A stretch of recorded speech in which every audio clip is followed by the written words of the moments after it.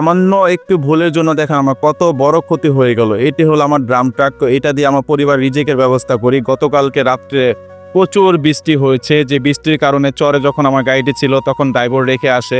ওই রেখে আসার জন্য গাড়িটি এমন অবস্থা হয় যে মাটিতে পুরাটা ডেবে যায়। তো কি আর করা, কিছু আর করার নেই। তারপরে এই গাড়িটা তোলার জন্য আমাকে অনেকটা কষ্ট করতে হয়েছে এবং কি আমাকে এখানে অনেকটা টাকা ইনভেস্ট করতে হয়েছে। তো যাই হোক, সবকিছু আল্লাহ তাআলার ইচ্ছায় হয়। অবশেষে গাড়িটি যখন আমি তুললাম, তোলার পরে গাড়িটা দেখে আমার খুবই কষ্ট লাগতেছে। আসলে আমার এত শখের একটি গাড়ি এবং কি আমার এই গাড়িটা আমি অনেক কষ্ট করে আমি এই গাড়িটা কিনেছি। তো এটা দিয়ে আমার পরিবারের রিজিকের ব্যবস্থা আমি করি।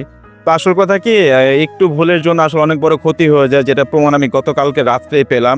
তো যাই হোক, যেহেতু তুলতে পেরেছি এখন কিছু টাকা হয়তো খরচা যাবে, কিন্তু খরচা গেলেও কি, যেই মুহূর্তে বৃষ্টিটা আসলো ওই মুহূর্তে যদি ড্রাইভার যদি গাড়িটা না রেখে যদি গাড়িটা যদি তুলে নিয়ে আসতো আসলে এত বড় ক্ষতি হতো না।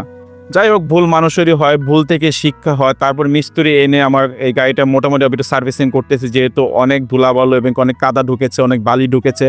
এখন এটা সার্ভিসিং করে যদি আমি যদি স্টার্ট দিই তাহলে আরও বড় ধরনের ক্ষতি হয়ে যেতে পারে। যে জন্য আমি পরিপাটি করে এই গাড়িটা আমি আবার স্টার্ট করব, এইটা নিয়ত করে মিস্ত্রি আমি ডাক দিয়েছি। অনেকে হয়তো ভাববেন ভাই বন্যায় ডুবেছে, মিস্ত্রি ডাকার কী প্রয়োজন? ভাই বন্যায় ডুবেছে যেহেতু, এটা হলো আবার ডিজেলের গাড়ি, সেই জন্য অবশ্যই আমাকে এটা সার্ভিসিং করে ছাড়তে হবে। সকলের কাছে দোয়া চাই।